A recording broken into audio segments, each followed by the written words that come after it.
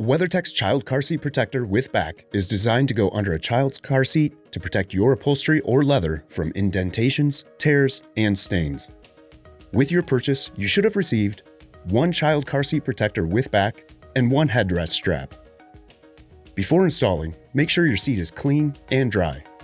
Place a child car seat protector with back on the vehicle seat so the front flap falls over the front of the seat and the back flap is toward the headrest. If needed, the side flaps and the back flap can be trimmed off with a pair of scissors by following the trim lines.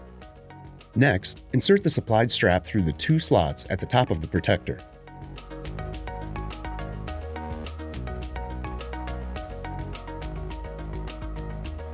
Then, position the strap around the headrest and clasp the buckle. Tighten as needed and tuck the excess behind the protector. Now, place your child car seat on top of the protector and secure it according to the manufacturer's safety recommendations.